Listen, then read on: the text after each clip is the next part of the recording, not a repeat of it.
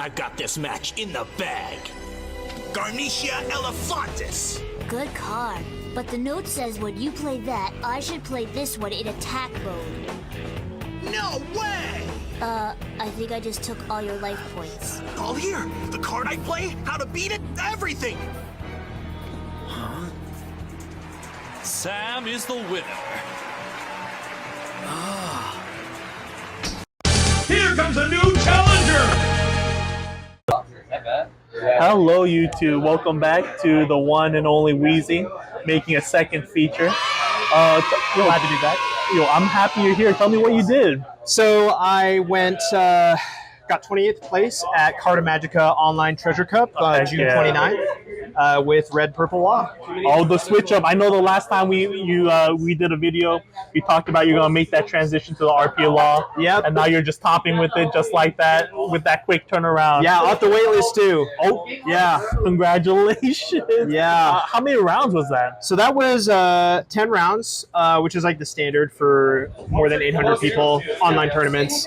And yeah, went 8-2 and secured my invite. And it was like one of my last chances of getting an invite. So super stoked about that. Congratulations. Wait, you mean invite to nationals? Yeah. So any event that's more than 800 players, top 32 gets an invite. Oh, so heck yeah. Just barely snuck by there. And but, this was oh, sorry, not Treasure Cup. It was online regional. It was a regional. That's my bad. Okay. Yeah, Carta Magica online regional. Heck yeah. Congratulations. You're like one of 4 people in Oregon with their invite. That's a really big deal. Yeah. Hopefully we get some more Oregon peeps through the store regionals that are coming up. But yeah, I'm stoked. That's gonna be late.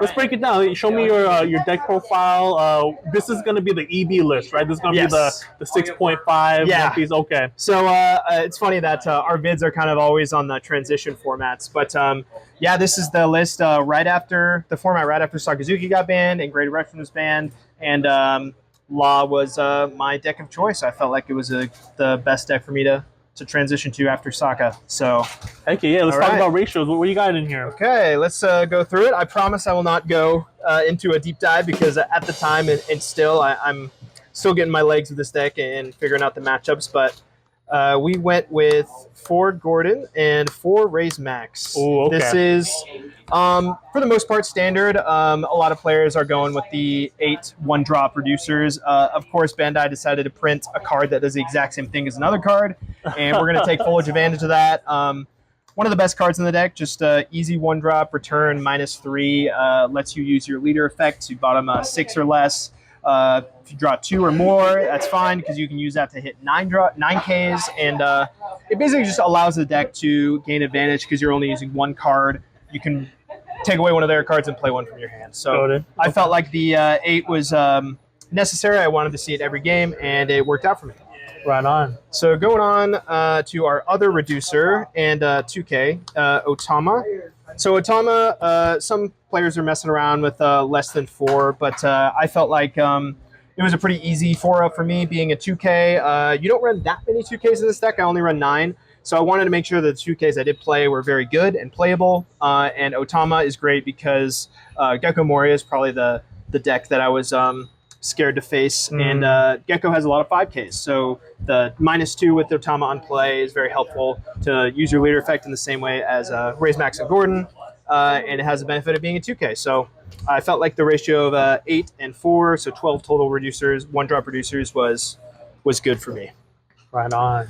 Moving on, the 1 Sanji. So this Sanji is something a lot of Law players are playing at 2.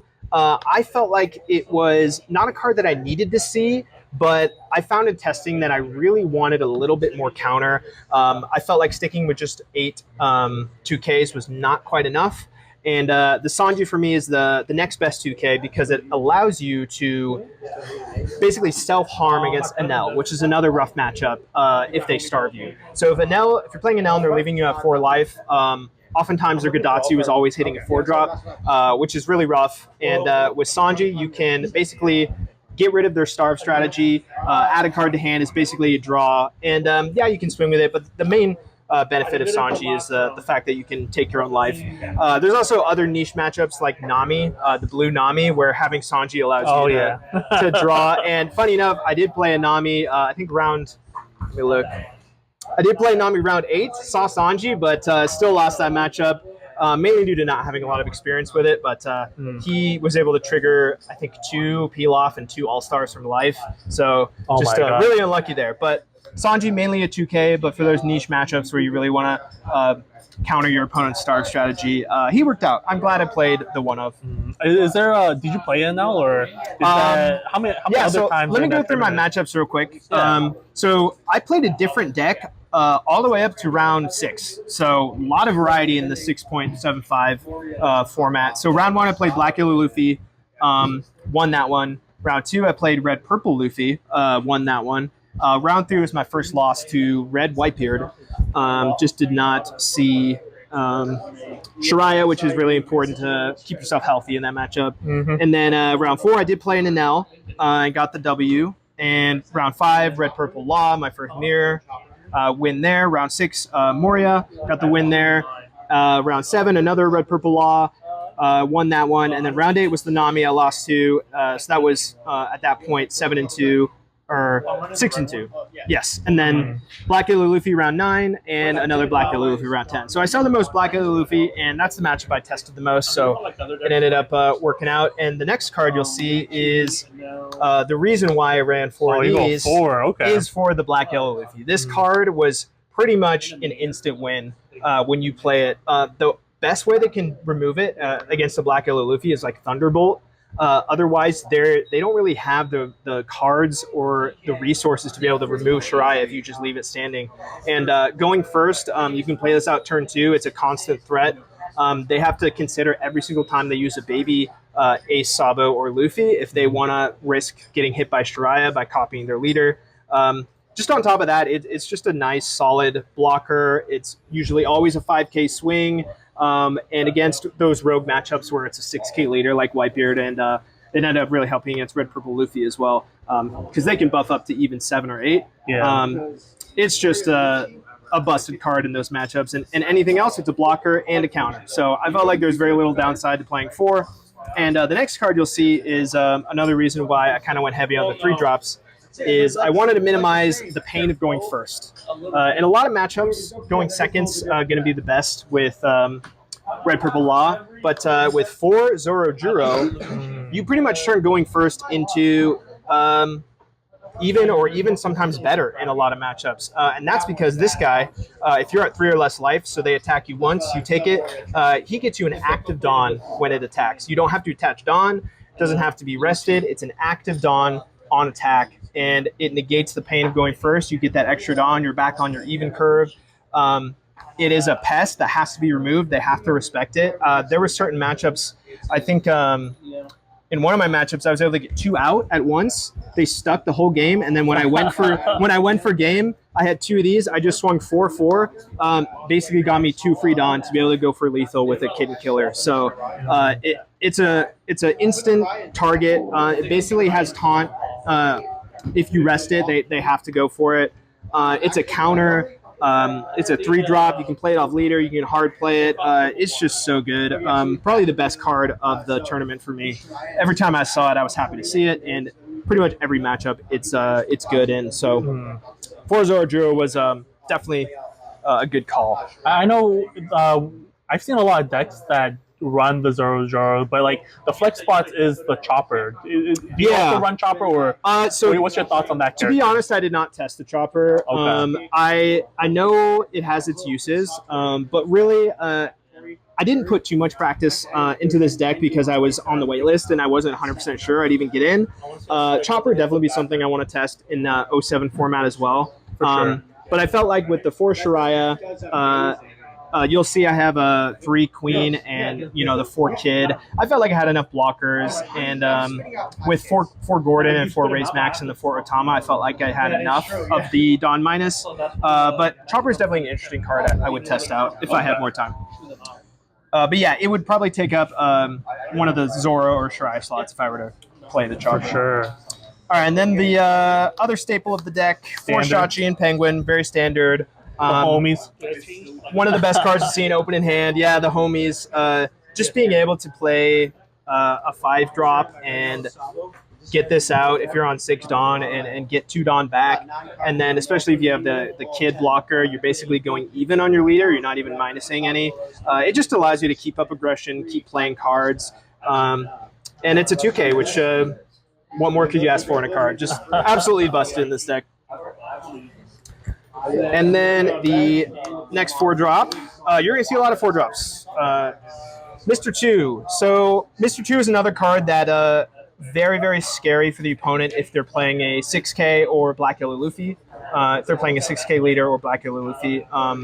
Not so much the 6K leaders, but usually those decks play a lot of strong cards that are very good copy targets. So this is often a threat that you're not attacking with early on, just letting it sit there. Another card they have to respect, just like in Gecko with Great Eruption Ban, it's a lot harder for them to remove this without like Ice Age and Lucci.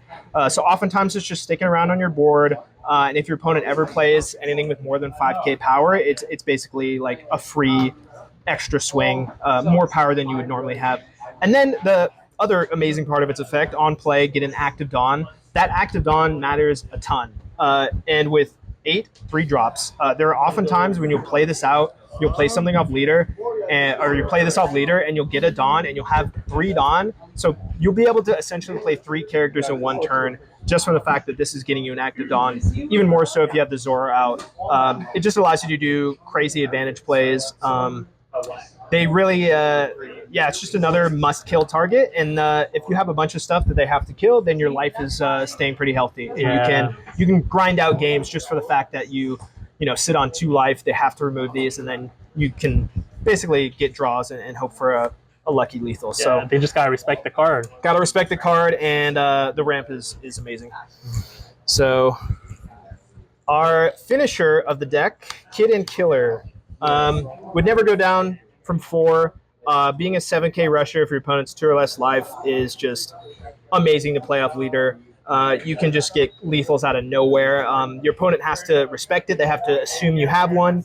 And if you get multiple, you can do crazy things like play one straight with Dawn and then play one off leader. And you have reach that is just unlike any other deck in the format, unless they're a red deck playing this, which, funny enough, the Whitebeard that beat me was able to get this out early. And, it hurts. As a 4-life leader, any 4-life leader you're playing into, this becomes such a huge threat. And, such one of the reasons. 4/7. It's so efficient. One of the reasons the deck is able to have such a good matchup spread is the lethals out of nowhere. And then the other 4-drop that's fairly standard, for Ein. People may be thinking why I'm not playing Beppo. And the main reason for that is I was expecting a lot of mirror, and this card is much better in the mirror because it doesn't rely on you being at less Dawn than your opponent. It's just on play, get one rested, simple and clean. This is a great play going second on turn 2. Oftentimes you're not going to want to use leader till your 3rd turn when you're at 5 or 6 Dawn. So Ein lets you have a play that ramps you, and it's just a nice card to just play up leader when you have nothing else. Having no counter does come up a lot. It can clog, but it's just a nice card that you always want to see a ramp. Whether that's Mr. 2 or this card or Zora Drill, you want to be able to see ramp as well as Dawn Minus, and this just gives you a 4-drop that is guaranteed ramp. So in 07, I might mess around with the ratios and think about cutting some, but I liked 4 for this format. All right. Probably the next best card in the deck, other than the Kid and Killers and Gordon and stuff, is the Reiju. So Reiju is the reason that this deck doesn't run out of gas. Matchups are often decided by how many of this you see. If you see none, it can be really rough. If you see multiple, it can be a blowout. You're almost always getting the effect because you leader -3, and then 9 times out of 10, you're always going to be at less Dawn or equal to your opponent, and you get a free draw too with a 5K body and counter. Just so completely overtuned in this deck. Just a free card, free draw. The way Red Purple Law loses is if you don't draw well and you run out of gas. And this card basically helps alleviate that. You're going to want to keep it in your hand if you see it on Mulligan a lot of the time. And it's just a blowout against decks that try to starve you because it's a free draw too. So, would never go down. Reiju, amazing at 4. The next card is onto our 5-drops. So Miss All Sunday. This is kind of a late adoption to the red purple law builds that a lot of people are playing. On first glance, I didn't like the card too much because I wanted to have as little bricks as possible. I wanted to have cards with counter. But in testing, Missile Sunday is oftentimes your best play on 5 Dawn. And that's because a lot of the decks you're playing against have the ability to remove your 5-drop. And if you play this card, you're getting free advantage. It's a draw 1, ramp 1. You're basically doing Ein and a mini Reiju in one card. And they have to remove it. And it's a 5 Dawn, which actually makes the Lucci a little bit harder to get rid of it. And it's kind of the same philosophy as Reiju, is you want to dig, you want to get your resources so you don't run out of gas. The trigger is also fairly good. I think it came up in one of my matches where it was like the end of the game. This was like one of my first or last life, and it was able to give me that extra reach by playing it and drawing a card that I could go for lethal the next turn.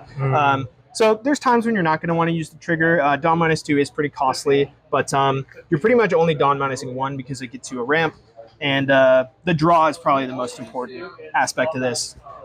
Just like in the mirror, I'd rather see this, play this first than play my 5-drop kid, because your opponent's probably going to remove it. And if you already got a draw on a ramp, then you got the free value. So I like Missile Sunday.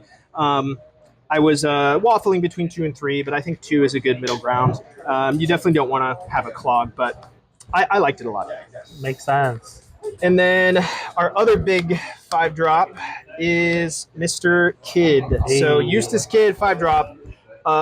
This is what pushes the deck into broken territory for me, especially in this format. Any card that can make your leader, the cost of your leader less than what it is what makes the red-purple deck so crazy. Is like the cost of -3 should be what makes this deck fair. Is you're less on your opponent, you have less on to attack with, less on to play stuff. If you can stick a kid, you're basically making your leader effect -2 and combine that with all your other ramp cards, and it just becomes a blocker that gets you free advantage. It lets you swing 6s and 7s when normally you would have to settle for a 5 swing. That extra active Dawn is so important. Being active, it lets you play out 3 drops if you have that extra Dawn. Another must remove target, and of course it has blocker. The fact that it's a 6K is what makes it easy to remove in the mirror, but a lot of other decks are not going to be able to remove it as efficiently. And yeah, it's a card you want to see pretty much every game. You want to see it going first. You want to see it with a Gordon in combination, just getting that free removal and free extra Dawn. Yeah, I don't think I'd ever go down from 4. Just a very solid card in this matchup, in this meta. And then our last card of the deck, 3 Queen. Queen, in theory, is very similar to Reiju. You, of course, have to trash one, but Queen being a blocker and a 6K and having 1K counter, if you'll notice, a lot of these cards are utility and they have 1K counter, and that's kind of what makes the deck able to just stick in there even in grindy games. Is you still have that resource that you can use from hand, and your cards all do multiple things. So Dawn -1 is not too costly, especially if you already have a kid on board. You're basically negating the cost of playing Queen. The Reiju and the Missile Sunday logic was you want to dig so you don't run out of gas, and Queen does that for you, and it just does so many things. And yeah, I don't think I'd ever go down from 3 either. Just a solid blocker and solid draw engine. Wow, there's so many cards that you're just showing. It looks very standard as well. Yeah, pretty standard. The ratio's a little spicy. different. Yeah, for sure. So it sounds like you're pretty concerned about the BY matchup. Like, what do you feel like as a RP Law player that you are concerned about? Because usually being able to bottom deck their pieces seem pretty strong, but so what's your thought process on that? So it is a very good matchup for Law. Law is pretty heavily favored. I just like to consider what matchups am I personally not as practiced in. And like I mentioned before, I wasn't even sure I'd get in the tournament. So Black Yellow Luffy was something that I hadn't tested too much on. And if I'm going in a 10-round tournament, I'm expecting to see a lot of it because it's a pretty cheap deck to play. It's a starter deck leader, and it's fairly strong matchup-wise into a lot of the decks in the meta. And I just wanted to maximize, the matchups I haven't practiced as much. I want to maximize my deck's strengths against those. And yeah, pretty much like I mentioned, I won every matchup against Black Yellow Luffy that I could see. I saw Shiraya, which is really happy I chose 4 of that card. This meta in 07, it's a little bit different because they have that 5-drop Luffy that can KO a 4-drop or less. Yeah. So Shiraya is not as free. They can remove that very easily and still retain card advantage. But yeah, I'm just looking forward to testing that matchup more, getting more used to it. And we got Bonnie that's new this set, and a lot of different decks. So yeah. As like a side, a final on that thought is just the matchups that you're least confident in. If you can, tailor your deck to give you the best chance against those until you get a little more experience. Well, looking at your list now, it looks pretty tight. But in OP07, you do get the new Sanji. Oh yeah. Well, what cards are you considering cutting or adding? There's the new Eins. People are playing with the Aces. The chopper that we mentioned. Can we just get a little sneak peek moving forward? Yeah. I know the 07 meta just popped in. I mean, I can show you what I played today in this tournament, locals. Shout out to Kronos again. Heck yeah. Great locals. What I've been doing is I've been putting in. So this card I think is a 4 of the new blocker Sanji. Continuing the theme of purple cards doing multiple things. This is a blocker. It's a 2K, and its effect is if you're at least 2 Dawn less than your opponent, it becomes a 3 cost. Which, if you saw my build before, I really loved the 3 drops. Being able to play it off leader and being able to play it hard play with Dawn if you're at a Dawn deficit is just so good. I was running 9 2Ks before. Now I'm running 10. And I actually put in another Miss All Sunday because I really like the idea of the draw, keeping up on resources. And now that we have Sanji as a 2K, I don't have to play the 2-cost Sanji anymore. Because that's coming out? That's coming out. I think the NL matchup is definitely winnable without it. So it's not needed. But if I were to take out cards for the Sanjis, I would definitely go down on the Otamas. So I take out 2 of these. You do miss the minus ability of Otama, but with Moria being much less prevalent in this meta, I think that you're not going to miss the -2 as much. And when you're adding in 2Ks, I think it's okay to take out some 2Ks. And then Ein is actually another card I take out. I'm going down to 3 because you already have a ton of ramp with the Zora Juro, and I felt like sometimes it's actually a little too much. And I like taking out the non-counters, so I'd probably take out one of those. And then I think what I was messing around with was taking out one of my Shirayas. Yes, Black Yellow Luffy is still a matchup I'm going to want it in, but since they have the Luffy to be able to KO this, it's not as much of an instant win as it was before. Now I'm kind of hoping to rely more on the Mr. 2s to be able to keep up pressure. And then for another card to take out, let's see. Oh yeah, and the Sanji. So yeah, Sanji for Sanji. So that's what I'd take out. The Sanji, 2 Otamas, the Ein, Shiraya for 4 Sanji, and another Miss All Sunday. So very similar list, just adding the new card. And now I just got to make sure I test the new matchups. For sure. Where's everyone else going to see you? Moving forward, what tournaments are you in? Where are you going? Yeah, so you see me at Nats, Dallas, Texas. I will be there. Most likely playing Law. Lucci's looking a little fun. I might be testing that soon, but most likely RP Law. If I get in off the wait list, I'm actually going down to Spokane for the store regional. It's the only one I have the time to go to, so that'd be really cool if I can get in off wait list there. But I got my invite, so it's a little bit less pressure. And you'll always see me at locals. So yeah. Well, congratulations. I hope you do get in. It's going to be really dope. I know there's a big group of Oregonians going up. It's going to be a fun time. It's going to be a crew. Before I let you go, I know you're going to do a lot deck testing right now. And any shout outs before we end the video? Yeah, again, shout out to Kronos for letting me do my vid here and being an awesome locals. Shout out the Oregon One Piece Discord. Amazing place for tips. Shout out Pedro with the RP Law tips from his regional performance in Texas. He gave me a lot of a good info, and his list was something I looked at to Pedro, the legendary Kush himself. Oh, yes, the legendary Kush. Y'all cooking. I wish I would have asked him about the Nami matchup because maybe I could have gone 9-1. But yeah, shout out to the Discord. Oregon's an awesome place for One Piece, and I look forward to playing this deck and doing well, and hopefully see you in the future. Congratulations. There's a certain kind of nightlife you start to crave.